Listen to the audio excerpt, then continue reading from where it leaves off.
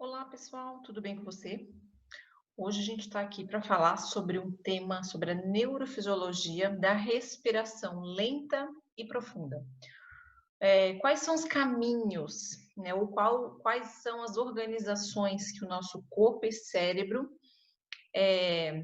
fazem durante essa respiração lenta e profunda?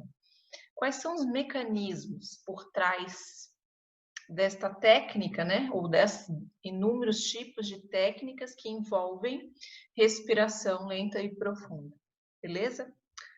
Vem cá comigo.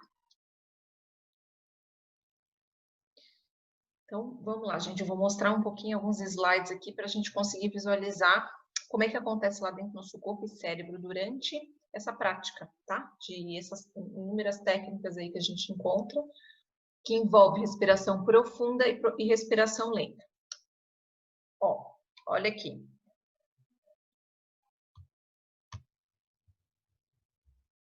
Primeira coisa que a gente precisa entender, quando a gente faz uma respiração profunda e uma respiração lenta, a gente ativa alguns sensores que estão presentes lá no nosso pulmão, tá?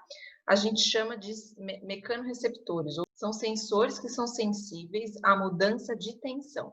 Então, durante a inspiração, quando a gente infla bem o pulmão, automaticamente esses sensores são mais ativados, porque ocorre uma maior distensão dos músculos que estão envolvidos ali durante a respiração, e são vários, né? Todos os músculos respiratórios são ativados nesse momento, eles vão aumentar, permitir um aumento do tamanho dessa caixa torácica ou do pulmão em si, e isso ativa esses sensores. Então, todo início dessas respostas que a gente vai falar são dados justamente aqui nesse momento por esses sensores que estão aqui presentes no pulmão. Então, todos esses sensores, eles estão presentes aqui no pulmão, em outras regiões aqui do nosso corpo, também como a própria carótida, que vai enviar essas informações lá para o nosso cérebro, do que está acontecendo com o pulmão. Então, quando ele é expandido, o cérebro recebe essas informações através desses sensores que são ativados naquele momento. Tá? Tem outros sensores também, os baroreceptores, são outros tipos de sensores que são responsáveis por mudança de pressão.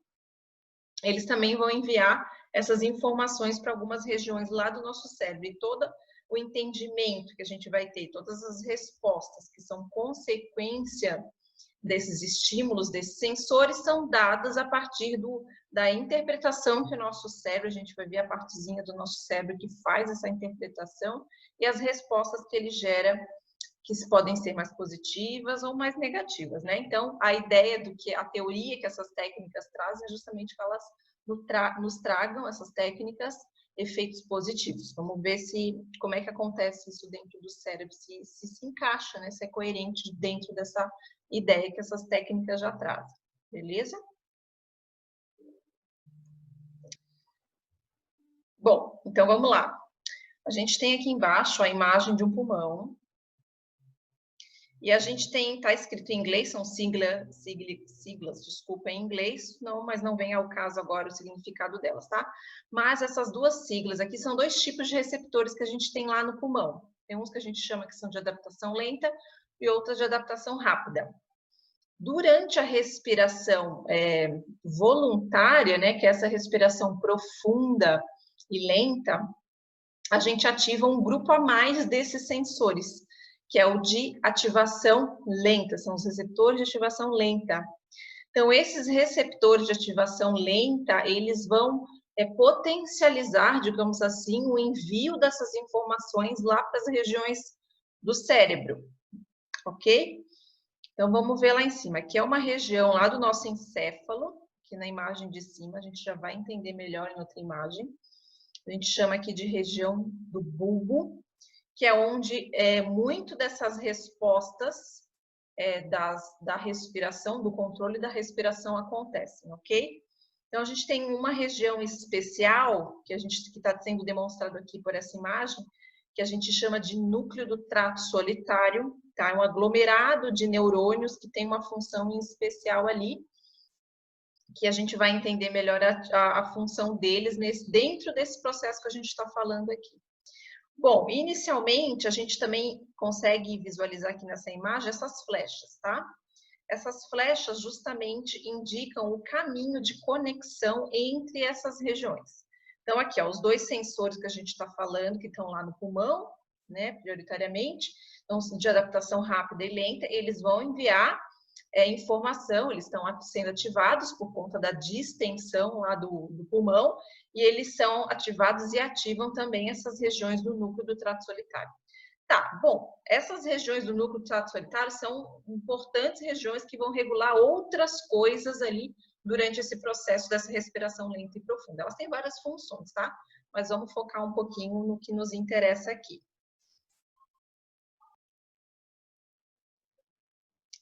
Bom, agora aqui nessa imagem ao lado, a gente tem uma imagem do cérebro inteiro, do encéfalo inteiro, tá?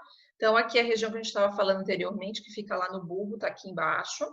Então, é uma região importante aí e tem uma posição bem decisiva nessas regulações e nas influências dessas outras áreas do nosso encéfalo, frente a essa resposta da respiração lenta e profunda. E ela vai alimentar, ou vai conectar, ou vai ativar, ou pode não ativar também, que a gente chama de inibir, que é um neurônio que produz um neurotransmissor inibitório. Então, ele vai desligar, é como quando eles são acionados, né, produzidos e acionados, eles desligam regiões subsequentes que estão conectadas aquelas outras regiões que produziram esses neurotransmissores inibitórios. Então, é justamente isso que acontece aqui, por isso que é importante a gente entender. Então, essas regiões que receberam do núcleo do trato solitário, receberam informações lá daqueles sensores, estão lá no pulmão, basicamente, né, os tantos de adaptação rápida, e aqui, durante a respiração profunda e lenta, a gente tem essa somação desses sensores ativados, que são de adaptação lenta também. Então, a gente tem mais estímulos chegando aqui nessas regiões do núcleo do trato solitário, que eu estou mostrando aqui, que fica lá no bulbo, bem no tronco encefálico, a primeira região mais baixa do nosso encéfalo. E elas vão se conectar com outras regiões aqui que tem as siglas mostradas aqui na imagem que a gente já vai falar. O lóbulo cerúleus, a amígdala, uma região da amígdala, e o núcleo paraventricular. Então, são essas três regiões que, em conjunto com o núcleo do trato solitário, vão gerar respostas importantes lá nos centros superiores, que a gente chama de regiões corticais, que é aquelas que modulam a nossa consciência, a nossa racionalização, né, o que a gente percebe da respiração que a gente está realizando naquele momento, que é lenta e profunda. Para a gente perceber, para a gente ter consciência dessas informações, a gente precisa chegar a essas informações todas aqui em cima, no córtex cerebral. Ok? Então, aqui, junto do núcleo do trato solitário, qual é as vias ou quais são as conexões que acontecem após a ativação desses sensores que eles receberam envio lá do pulmão, né? Eles vão inibir. Essas flechinhas azuis aqui, ó, elas vão indicar inibição, ou seja, elas desligam aquelas outras três regiões que estão aqui conectadas a ela, tá? Que é aquele neurotransmissor inibitório ali que eu comentei com vocês. Então, essa região do lóbulo cerúleus, que é uma região importante ali de noradrenérgica, que produz bastante noradrenalina, um outro neurotransmissor aqui importante, que ele é super excitatório e ele se comunica bastante, ó, essas flechinhas vermelhas indicam os locais que ele se comunica, que ele estimula, que ele vai influenciar. Então, muitos desses locais são as regiões corticais. Então, ele é um principal, umas regiões assim que influenciam bastante a ativação dessas regiões corticais. E aqui a gente está vendo que o núcleo trato solitário está inibindo a região do lóbulo cerúleus, assim como ele também inibe regiões lá da amígdala, que é uma importante região de controle da emoção, está bem envolvida lá com o sistema límbico, tá? É uma das principais regiões do sistema límbico. Inclusive o núcleo paraventricular, que está relacionado com a produção de vários hormônios aí da neurohipófise, que é uma comunicação de uma outra região do corpo, do cérebro, do encéfalo, né, mais especificamente, ao qual ele se comunica. Então, o que a gente observa? A partir dessa ativação daqueles sensores que vieram lá do pulmão, vão ativar mais o núcleo do trato solitário que está aqui no bulbo e automaticamente vão inibir em maior intensidade ou maior eficiência essas três outras regiões aqui do nosso encéfalo.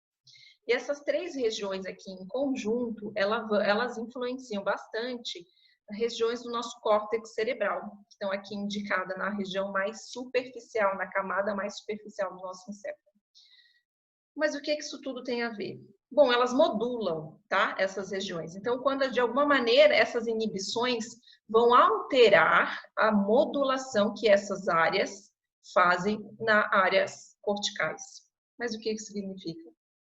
Mudança de consciência, tá? Um exemplo que pode acontecer é mudanças de consciências do estado mais relaxado, tá? Então, muitas dessas técnicas, elas já trazem essa justificativa, né, como um benefício, e de fato parece que é isso que acontece mesmo, tá? Então, a teoria que a gente tem neurofisiológica sobre esses aspectos dessas técnicas de respiração profundas e lentas são justamente alteração nos estados de consciência para mais relaxado. Ou em outras maneiras, ou em outras palavras, né, um estado de consciência mais tranquilo, que você consiga lidar melhor com as situações mais estressantes no seu dia a dia. Tá? Então, isso é o que acontece lá dentro da neurofisiologia. Obviamente, essas respostas que a gente recebe lá dos sensores que estão no pulmão, elas também elas também influenciam outras regiões do nosso corpo, tá? Mas eu não vou entrar nesse mérito agora, porque senão ficaria muito longo, a gente teria mais uma outra aula inteira aí para falar sobre isso. Bom, espero que tenham aprendido, né? A neurofisiologia ela é algo bem complexo, então é sempre importante a gente estar se inteirando um pouquinho mais sobre isso para conseguir entender como é que são as dinâmicas da conexão entre o nosso corpo e o nosso cérebro, né? Que ela muito disso que ela traz aí de aprendizado para a gente. E aqui eu coloco umas referências, 3 artigos bem interessantes, ao qual foram baseados até para apresentar, para mostrar essa apresentação para vocês e que trazem informações bem interessantes sobre esse tema aí que a gente está falando. Alterações neurofisiológicas em relação a respirações lentas e profundas. Bom, pessoal, espero que vocês tenham gostado e nos encontramos em breve na próxima videoaula. Beijo!